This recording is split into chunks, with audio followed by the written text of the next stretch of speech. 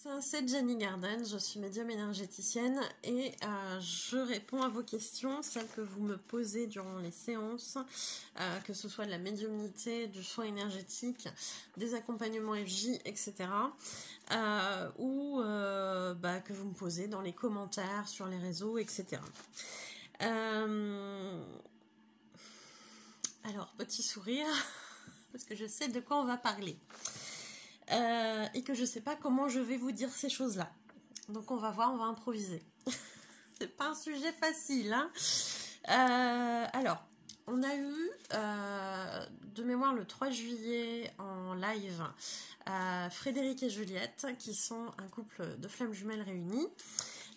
Et qui ont évoqué pendant ce live les câlins énergétiques. Donc c'était Frédéric qui avait commencé à en parler, après Juliette en a donné son expérience aussi là-dedans.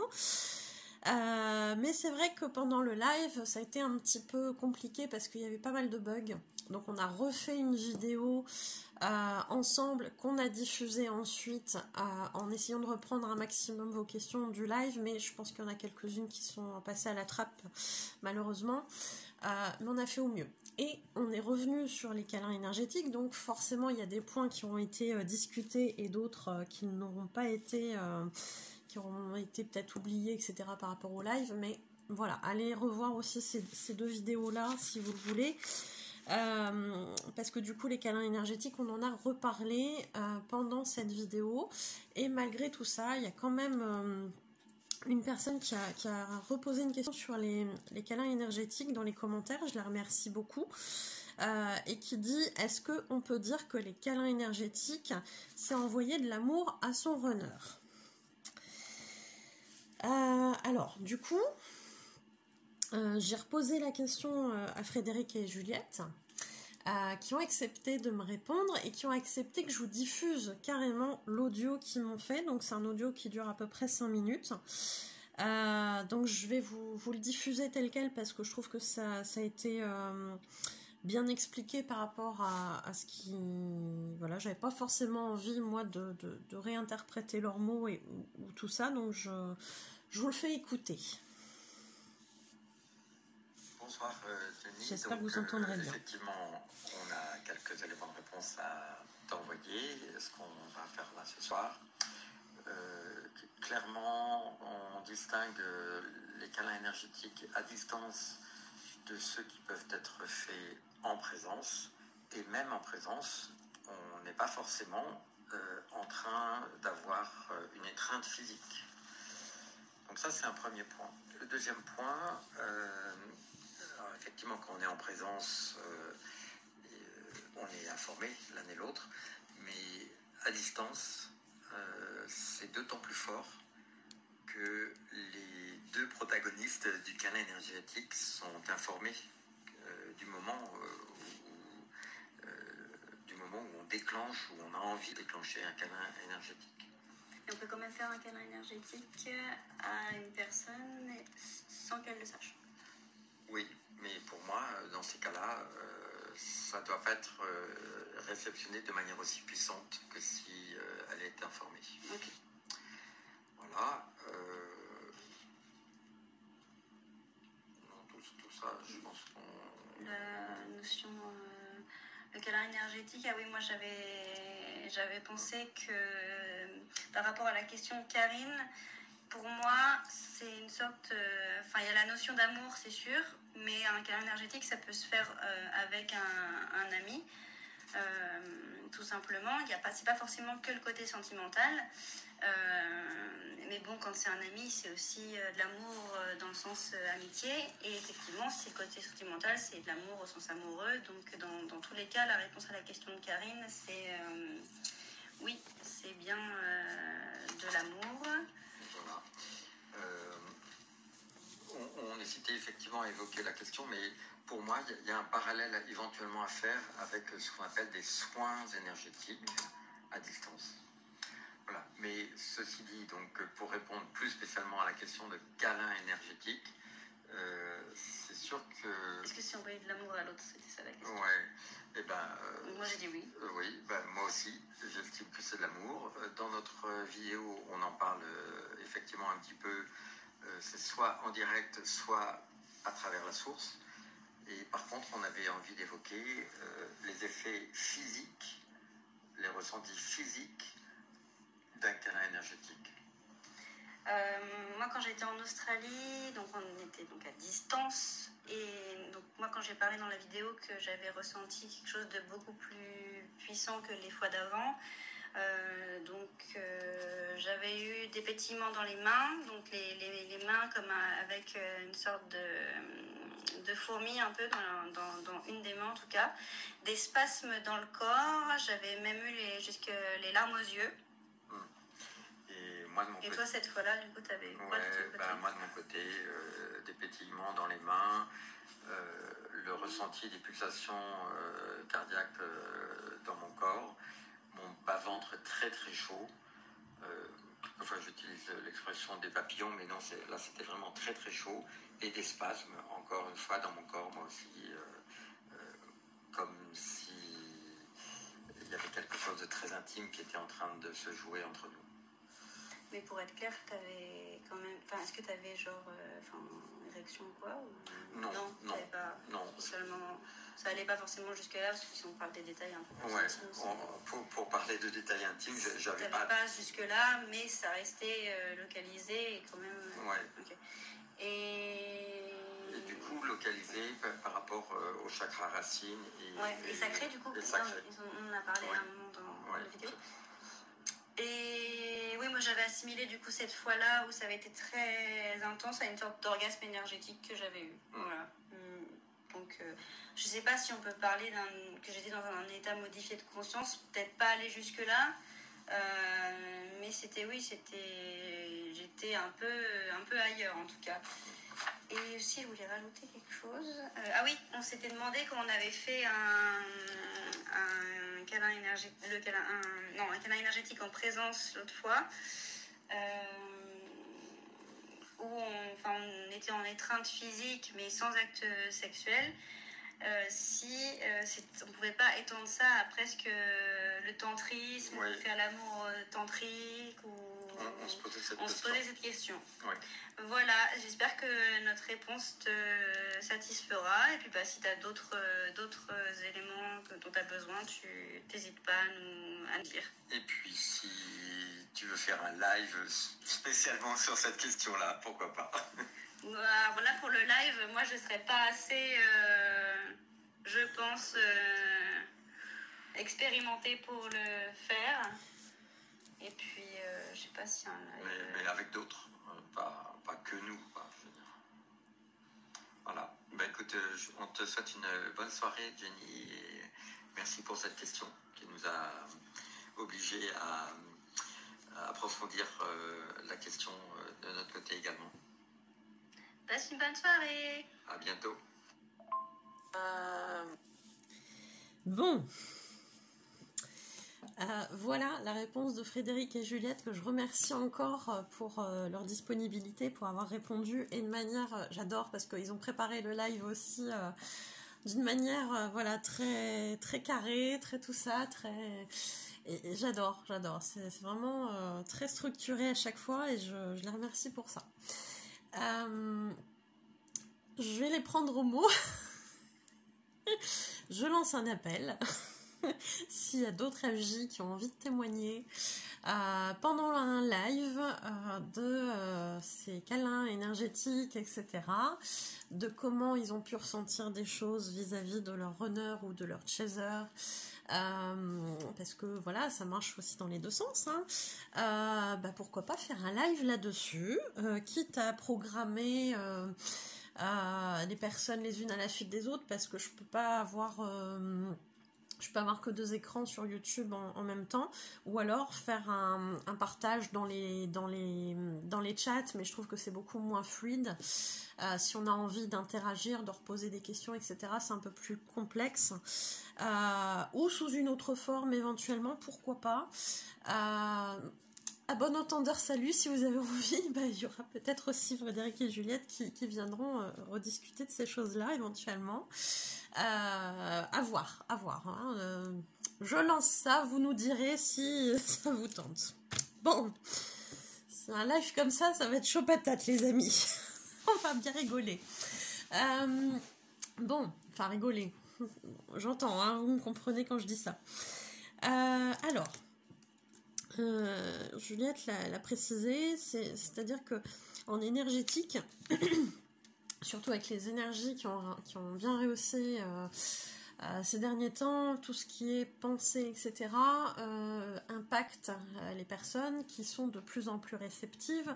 Donc dès qu'on a une pensée quelconque, hein, que ce soit du positif ou malheureusement aussi parfois du négatif, ça peut arriver, ça a un impact sur la personne, de plus en plus fort parfois, au fur et à mesure du temps. Donc c'est vrai que ne serait-ce que de penser à un ami, à quelqu'un qu'on aime bien, qu'on sait dans une situation pas très évidente, juste lui envoyer des pensées de t'inquiète pas, ça va aller, ou je pense à toi, voilà, j'ai une petite pensée pour toi, je sais que ça va pas fort, déjà la personne peut le ressentir, qu'elle soit au courant ou pas. Et en énergétique, le fait qu'on soit proche d'une personne, on a plus de chances effectivement que ça soit bien reçu de l'autre côté, qu'on le sache ou pas encore une fois. Hein. Plus l'interaction va être forte et plus le ressenti peut être fort aussi. Donc oui, quand on est en parcours LJ, c'est des liens qui sont assez forts. Parfois on a conscience, parfois on n'a pas conscience de certaines choses.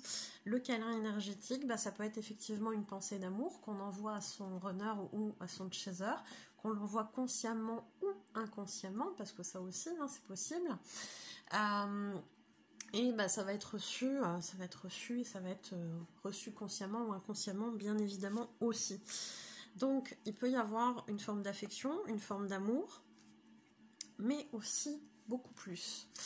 Alors, je suis allée investiguer un petit peu plus loin parce que, ayant vécu des choses, moi, au niveau énergétique, avec ma vie, mais pas que, sur des histoires sentimentales, je peux vous dire que quand on est réceptif, ça peut être assez impressionnant. Et je sais que dans les parcours FJ, dans les consultations, on en parle de temps en temps. De ces sujets-là qui sont pas forcément évidents à aborder, donc là c'est un peu compliqué pour moi de parler de ça, mais j'ai pas forcément vu beaucoup de contenu non plus là-dessus en vidéo, et je me dis que ça peut être intéressant d'aborder aussi cet aspect-là. On parle beaucoup de montée de Kundalini dans les parcours FJ, donc une montée de Kundalini. Alors, souvent on l'associe effectivement à une pulsion sexuelle, une envie sexuelle qui va être très forte, très développée, mais ça n'est pas que ça la Kundalini. Allez voir sur ma vidéo sur la Kundalini, j'en avais fait une, c'est pas que ça, mais souvent dans les parcours FJ on l'associe à ça, à cette envie sexuelle, et on peut être en train de faire quelque chose qui n'a rien à voir du tout avec ce domaine-là, et ressentir d'un coup cette envie-là, qui a priori n'est pas appropriée vu le contexte, parce que des fois on est au travail, des fois on est en train de faire ses courses, ou autre chose de la vie quotidienne, ou ressentir une émotion complètement à l'opposé de ça, et ressentir en même temps cette montée de Kundalini qui arrive, cette envie, et ressentir sa flamme jumelle en même temps. Autant vous dire que là pour le coup on est connecté, on sait un peu ce qui se passe de l'autre côté dans sa tête, hein. Donc même si la personne n'est pas forcément toujours consciente de ça, donc ça peut aller loin les câlins énergétiques. Là on a vu cet aspect là plutôt gentillet, tout doux avec Frédéric et Juliette, et effectivement pourquoi pas pousser le truc en tantrisme, etc. Si vous connaissez ces choses là, si vous avez envie de tester, faites. Je pense qu'effectivement ça peut être des choses assez puissantes. Mais sur le côté vraiment coquinou de la chose, hein, dirons-nous, on peut avoir aussi des choses très impressionnantes sur le côté énergétique à partir du moment où il y a ce désir très fort l'un envers l'autre, avec cette connexion entre les deux personnes qui est très forte. On peut ressentir des choses très fortes. Et ça, vous me les avez aussi confirmé en consultation, où effectivement, il y a des contextes qui ne sont pas forcément appropriés à ça, et d'un seul coup, on ressent des choses. On ressent que l'autre est en train de nous faire des choses. Est-ce que je vais donner des détails? Je ne sais pas. Je ne sais pas. On peut sentir l'autre nous caresser, on peut sentir l'autre, comment dire, quand on est une femme, l'autre à l'intérieur de nous, ou inversement, si on est un homme, ressentir, être à l'intérieur de cette personne, etc. Enfin, ça peut aller très loin, ça peut... quand les personnes physiquement parlant ne se sont jamais vues et qu'il y a déjà une forme de connexion à ce niveau-là, on peut avoir aussi, via les rêves, parfois ça arrive, de voir déjà le corps de l'autre en fait. Ça peut aller très loin, ça peut aller très très loin. Et finalement, quand on se rencontre physiquement et que ce genre de choses arrive, on se dit, oui, non, en fait, ton corps, je le connais déjà, quoi. Voilà. Donc, il peut y avoir des choses très étonnantes, très puissantes aussi, puisque je dirais qu'il y a quand même, au niveau énergétique, une intensité qui peut être présente quand les personnes ne sont pas forcément présentes physiquement l'une à côté de l'autre. Et j'aurais peut-être même tendance à dire que ça peut être plus fort que l'acte en lui-même, physiquement parlant. Donc ça peut aller très très loin. C'est vraiment une puissance assez extraordinaire. Donc pour peu qu'on soit réceptif, etc., à ces choses-là, pour peu qu'en termes d'énergie, on ressente les choses, il y a de quoi faire. Hein, il y a de quoi faire. Je n'en dirai pas davantage. Mais il y a de quoi s'amuser. Hein, voilà. Après voilà, hein, on reste bien évidemment, je dirais, dans un respect de l'autre, puisque l'énergétique, c'est aussi une forme d'intrusion quand l'autre personne n'a pas envie de ce genre de choses. Donc on reste vigilant sur ses pensées, on reste vigilant en fonction du contexte, on reste vigilant en fonction de la relation qu'on entretient dans la matière avec la personne. Oui, parfois nous ne sommes pas conscients de ces choses-là, mais quand on est conscient de ces choses-là, il faut vraiment faire attention et ne pas dévier, je dirais, dans quelque chose de pas très sain. Demain, vous êtes en train de faire vos courses, vous avez quelqu'un qui arrive, même si vous le connaissez, même si vous avez des sentiments, qui arrive comme ça et qui vous tripote partout et que voilà, non, en fait, ça se fait pas, hein, on est d'accord. Il faut qu'il y ait un consentement, il faut qu'il y ait quelque chose qui soit amené avant de ces choses-là, hein, voilà. Donc, en énergétique, c'est pareil. Donc, attention à ces choses-là quand vous êtes conscient de ça. Faites attention, ou émettez le souhait que la personne ne ressente pas ces choses-là aussi, parce que l'idéal ce serait de contrôler ses pensées si le contexte n'est pas approprié, mais voilà, au niveau de la personne qui reçoit ces choses-là, là aussi vous n'êtes pas obligé de subir. Je sais que parfois le manque de sa flamme jumelle peut être important et que quand monsieur ou madame a envie, on se dit ah tiens ça peut nous rapprocher un petit peu, ça.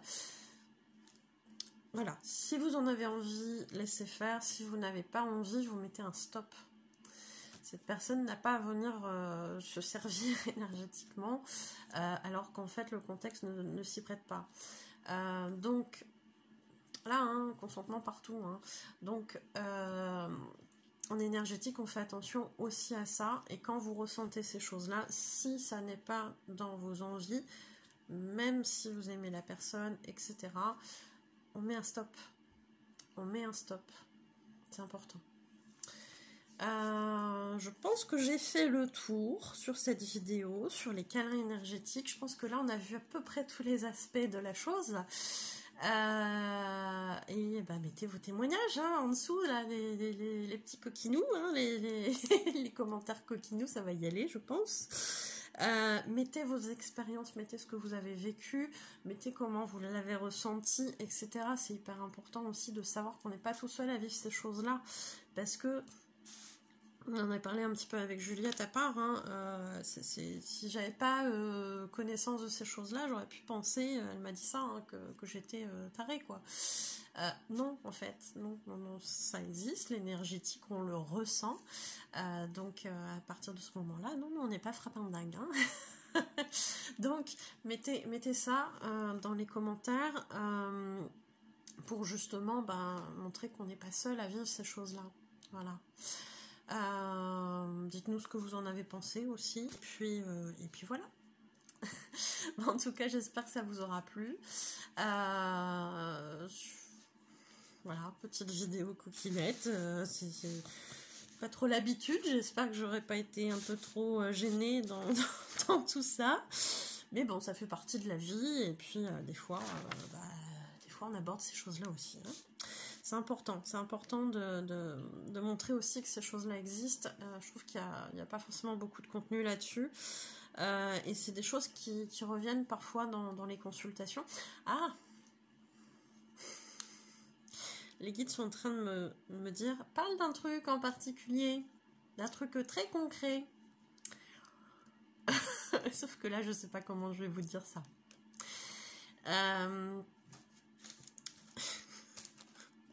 Mon Dieu. Comment dire, alors, ça se passe dans des relations hétérosexuelles. Quoique, après, au niveau homosexuel, je pense que ça peut se faire aussi. J'ai jamais expérimenté, donc je ne sais pas. Oui, certainement.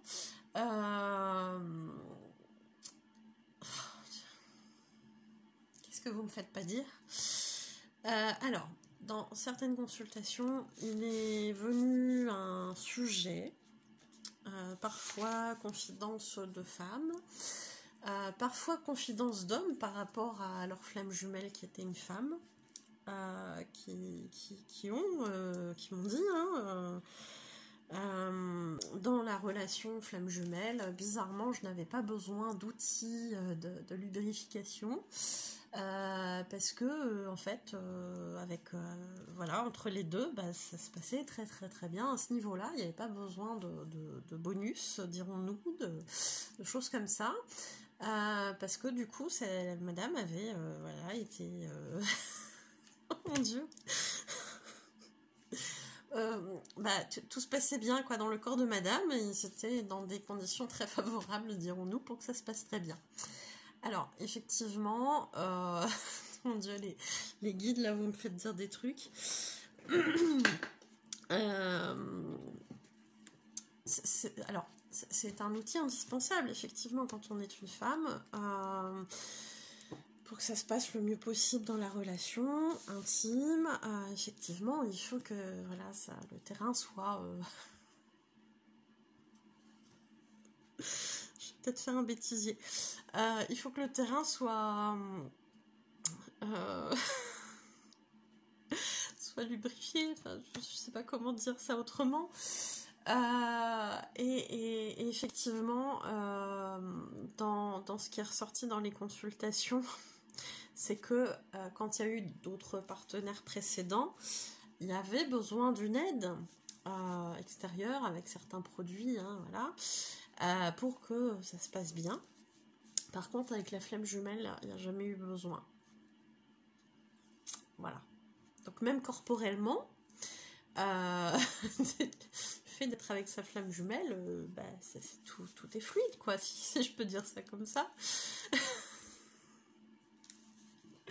Je crois que je vais finir cette vidéo avant qu'ils me disent de dire autre chose.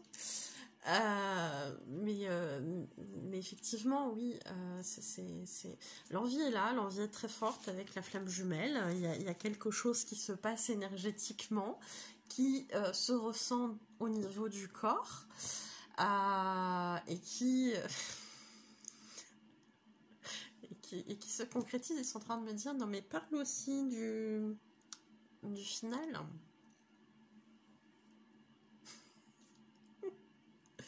Du final, pas que du final, mais oh là là, bon, alors, Consultation de sexologie bienvenue. Non, on n'est pas là-dedans, hein, je ne fais pas ça. Oh mon Dieu. Non mais, bon, alors, on va essayer d'aller vite, d'être concis, pour éviter que ça dure trop longtemps, hein, voilà.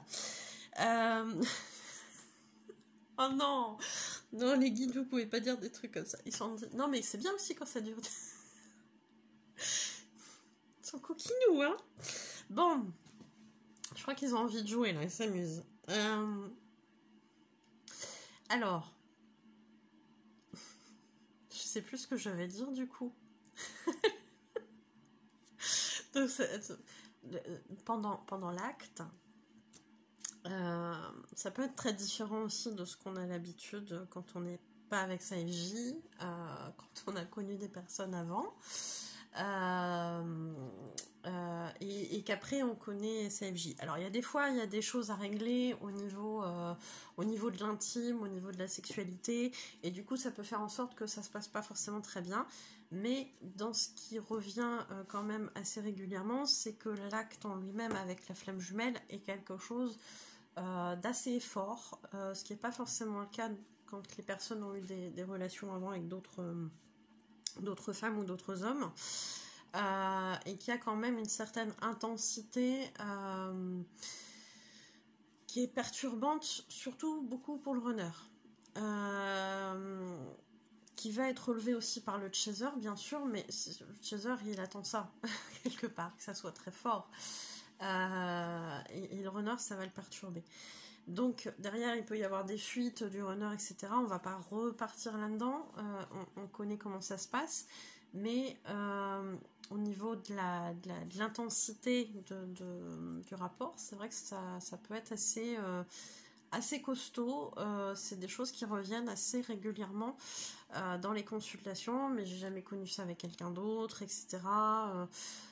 Voilà. Bon, comme je vous le disais, il y a quelques cas aussi où malheureusement ça se passe pas forcément bien parce qu'il y a des problématiques à résoudre au niveau de la sexualité, mais dans l'ensemble, quand il n'y a pas forcément de problématique là-dessus, le rapport avec la flamme jumelle est quelque chose de très intense. Et voilà. Et du coup, le final aussi. Voilà, merci les guides. Je n'irai pas jusqu'à dire que si vous voulez témoigner de ça, vous pouvez mettre en commentaire, mais voilà, si vous avez envie, faites-vous plaisir, hein, on va jouer le jeu jusqu'au bout, on va dire ça. Voilà, c'était l'instant un peu un peu chaud patate. Bon, en espérant que ce sujet vous ait plu, je vous souhaite une belle journée ou une belle soirée, et puis je vous dis à bientôt.